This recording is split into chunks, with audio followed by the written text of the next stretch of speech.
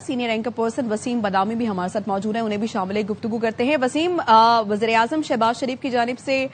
X पर post की गई है जिसमें वो ये कहते हैं कि हम अमन मुआहदे के इंतहाई करीब पहुंच चुके हैं। हतमी शक्ल आइंदा 24 घंटे में मुतवक्के है और मुआहदे को हतमी शक्ल मिलते ही पाकिस्तान फौरी तौर पर दस्तखत की तैयारी कर रहा है। तो मुआहिदा जहां भी हो वसीम, जनेवा में हो या कहीं पर भी, दस्तखत कहीं पर भी हो, जीत तो पाकिस्तान की हो रही है।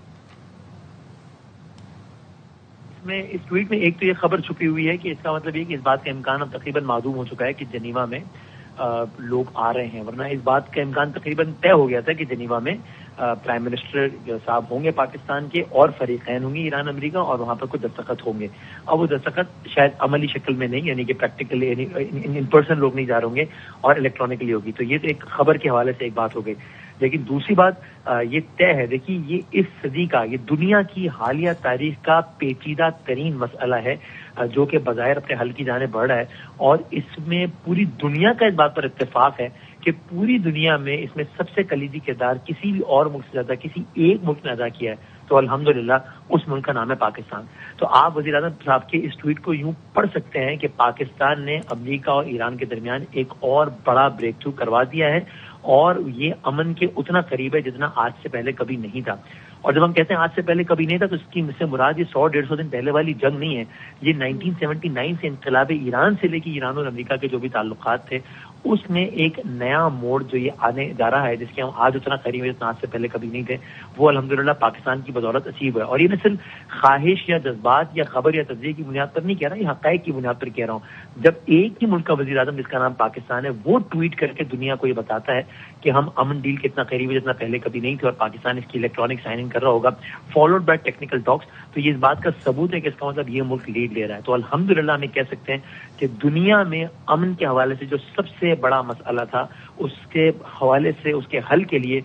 सबसे बड़ी पेशरफ जिस मुल्क ने की है, जिस वाहिद मुल्क ने की है, उसका नाम पाकिस्तान है। और बज़ाहिर यूँ लगता है कि अगले 24-48 घंटों में, ज़ाहिर अगेन देखिए एक बात है, ये इतना ज्यादा पेचीदा मामला है कि इसमें कभी बात अचानक 11th आवर पे भी एक दिन या एक हफ्ता आगे पीछे हो जाए तो हमें इसमें हैरान परेशान नहीं होना चाहिए। लेकिन अब बज़ाहिर यूँ लग रहा है कि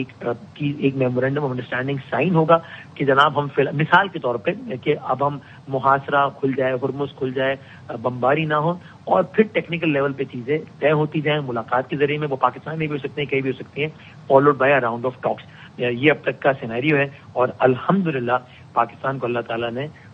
एक बार फिर दुनिया के हवाले से, दुनिया के नक्शे पे बहुत बड़े पैमाने पर सुरखरू किया है। पाकिस्तान ने अमन करवाया अल्हम्दुलिल्लाह। बिल्कुल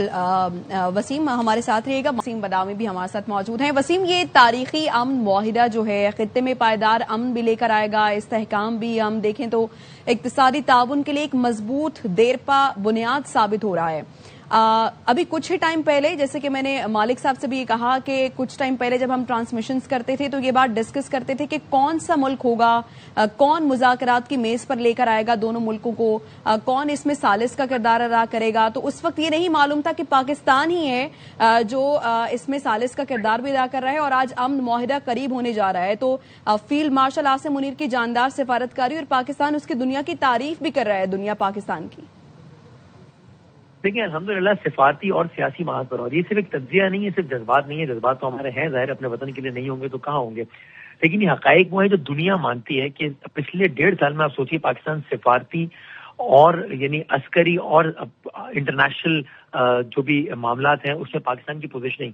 आज से 1.5-2 साल पहले कहाँ थी और आज कहाँ है। तो ये कहना गलत नहीं होगा, इसमें कोई मुबालगा नहीं होगा कि पाकिस्तान ने दिहाइयों का, कई सालों का सफर, कह रही है निस्फ सदी का सफर पाकिस्तान ने अल्हम्दुलिल्लाह 1.5-2 साल में तय किया। इससे ज्यादा का सफर पाकिस्तान ने 1.5-2 साल में तय किया है कि जब एक तरफ दुनिया मानती है कि बज़ाहिर अपने से बड़ा मुल्क, अपने से बड़ा दिफाई बजट वाला, अपने से ज्यादा ताकत रखने वाला, बज़ाहिर ताकत रखने वाला मुल्क, उसको पाकिस्तान ने किस तरीके से जेर किया अल्हम्दुलिल्लाह। तो वहां ये बताया कि पाकिस्तान लड़ना जानता है, जंग करना जानता है, और इस मामले में बताया कि पाकिस्तान अमन करना और अमन कराना जानता है। पाकिस्तान ने अपनी पोजीशन को इंडोर्स किया कि हम हमेशा امن کی خواہش رکھتے ہیں، لیکن اگر جنگ مسلط کر دی جائے تو جنگ کرنا بھی جانتے ہیں۔ یہ جو ایران امریکہ مسئلہ ہے یہ اس صدی کا پیچیدہ ترین مسئلہ ہے دو ممالک کے درمیان، اور اس میں پاکستان نے صرف ہمیں پڑوسی ملک سے ایز ایکسپیکٹڈ بہت چیخوں کی، بہت دہائیوں کی آوازیں آ رہی تھی کہ وہ جی وہ تو وینیو فراہم کر دیا ہے، یہ کر دیا ہے، وہ کر دیا ہے۔ جاننے والے جانتے ہیں کہ پاکستان نے کتنا زیادہ ڈیٹیل میں جا کر ایک ایک چیز کو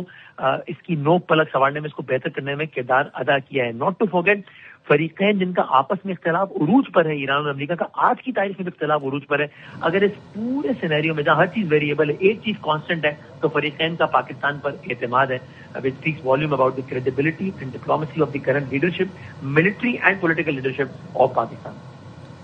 ٹھیک ہے جی، Wasim Badami senior anchor person, محمد مالک، کامران خان اور خاور گھمن بیورو چیف ہمارے ساتھ موجود ہیں۔ آپ کے وقت کا بہت شکریہ۔